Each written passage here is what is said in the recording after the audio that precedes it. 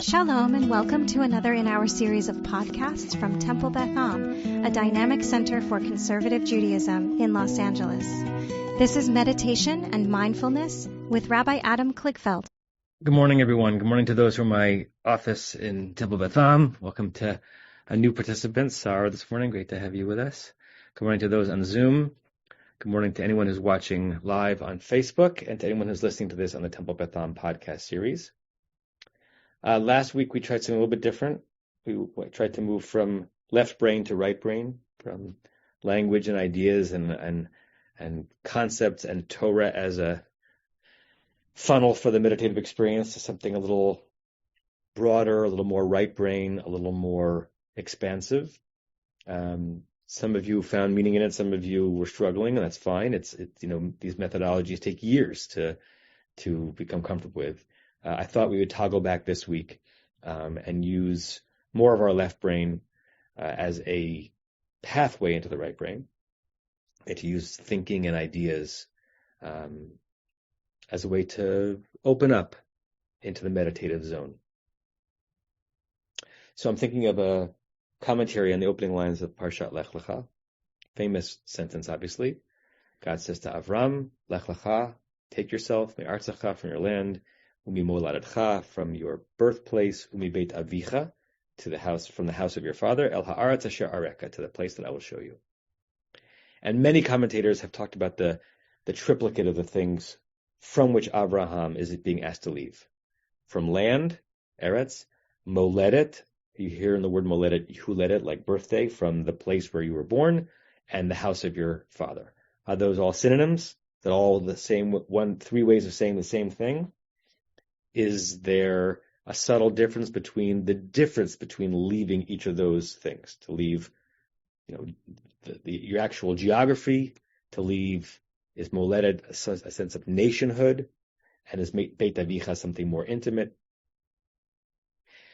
The Or HaChaim, Rabbi Chaim ibn Attar, who lived in Morocco and in Venice and ultimately land of Israel, he says that this is a common way of understanding Torah verses in general. We actually saw this in Rashi class this week, that there's a crescendo in the verse, that the last of the three is the most intense and the biggest ask. And he's saying that at least back then, to leave the land didn't mean much. He's throwing onto Abraham, the fact that it was the dirt of Haran wasn't holy land. That's the space he was, so it wasn't a big deal. The fact that it was also the place that he was born and raised, and maybe he had some kind of a identification with the culture of the place, that's a harder ask. But to leave your parents' home, no matter who you are, no matter what era you live in, no matter what your connection is to the earth of your childhood or the national cultural identity of your childhood, it is a big thing to leave Beit Avicha or Beit Imecha, the house of your father, the house of your mother. And what he's saying is that God was asking Avram to do all of those things, from the easiest departure to the hardest departure, in order to head in the right direction. I want to extract from that just one simple idea. On all of the Lech Lechas that we are being sent on all the time, by God, by our own moral compass, by any sorts of authorities in our lives, we're all asked to go and forge a path. There are certain times where it's hard to leave things behind in order to get where we're going. And some of the things that we have to leave behind to get where we're going are not so hard to say goodbye to. Some of the things we have to leave behind in order to be pointed in the right direction are really challenging. They're hard to surrender. We might mourn them, as maybe Abraham mourned Beit Aviv, his father's house, according to the Or HaChaim. And so I want us to meditate on where we're going, whatever that phrase might mean to you, whatever Lech Lecha might mean to you today. And even if it's hard, what you have to give up in order to get there. So with that in mind, Oops, that was unintentional. I invite you all to close your eyes.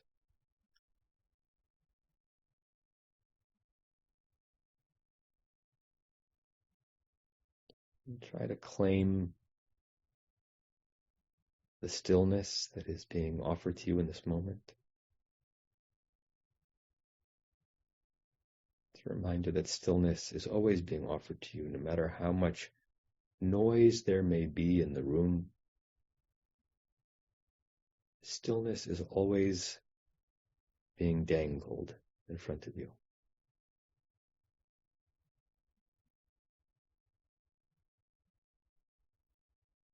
So sit in the stillness.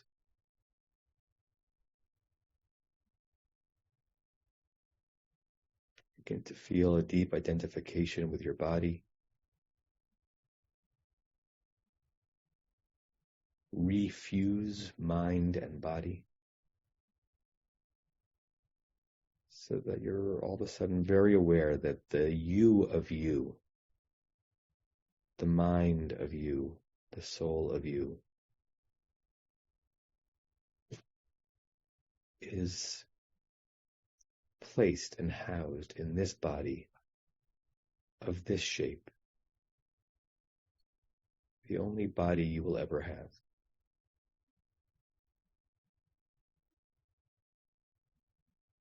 And at the same time, you can let your mind escape your body. See yourself sitting where you are sitting, but see your own self from a distance. And know that your mind is part of a greater consciousness with no boundaries or fetters.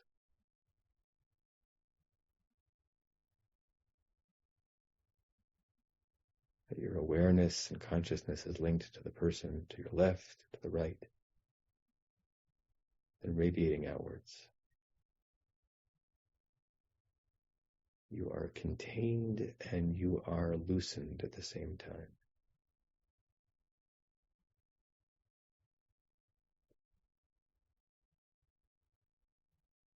Use breathing to deepen your meditation, to breathe in through your nose and out through your mouth,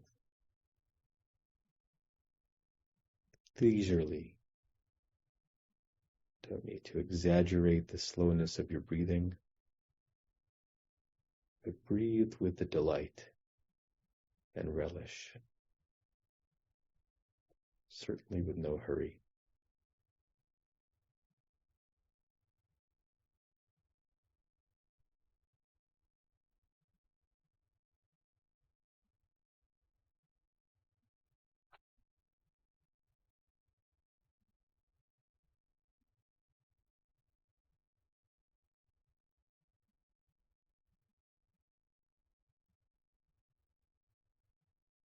Think of a pathway that you are on or that you ought to be on, a direction, a journey. It can be physical, relational, professional.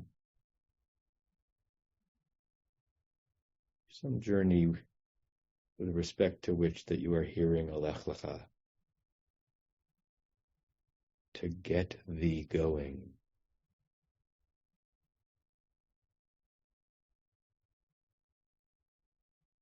What are you going to have to say goodbye to get there?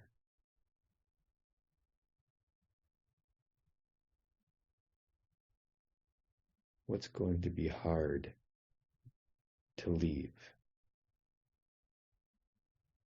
in order to arrive where you need to be?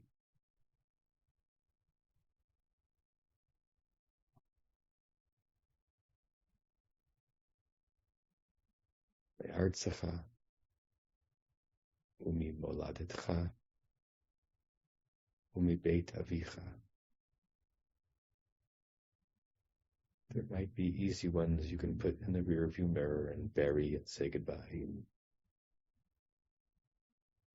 And there might be rupture.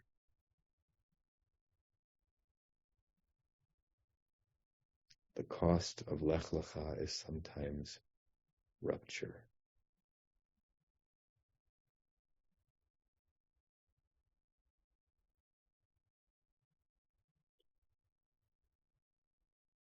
As you keep your eyes and your heart on where you are going,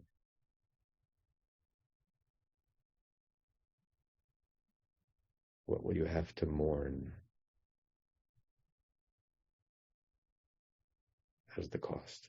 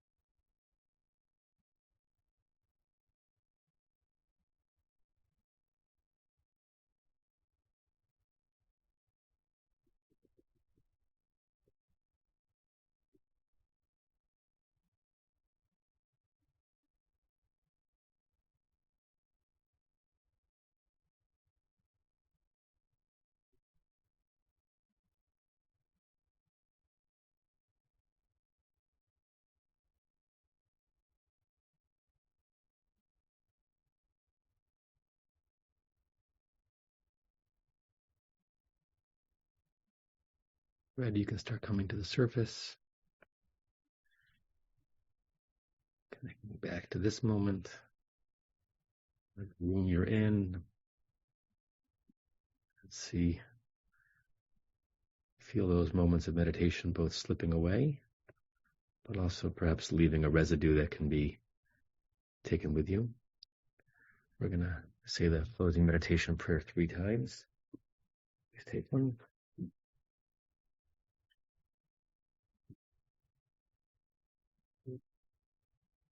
May we and all beings have happiness and the causes of happiness. May we all be free of suffering and the causes of suffering. May we all experience true happiness that has no taint of suffering. May we live in great equanimity, free from burning attachment to loved ones and contempt for others, but rather with compassion for all. May we and all beings have happiness and the causes of happiness.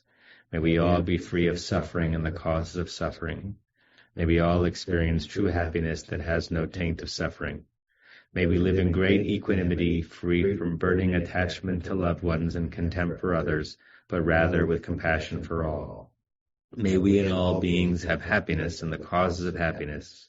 May we all be free of suffering and the causes of suffering. May we all experience true happiness that has no taint of suffering. May we live in great equanimity, free from burdening attachment to loved ones and contempt for others, but rather with compassion for all. I say to you all, Shalom, Namaste, Shabbat Shalom, and Lech Lecha. You have been listening to another in our series of podcasts from Temple Beth Am, a dynamic center for conservative Judaism in Los Angeles. If you enjoy these podcasts, we invite you to write a review on the Apple Podcast site or wherever you get your podcasts. For more information about Temple Beth Am Los Angeles, go to tbala.org.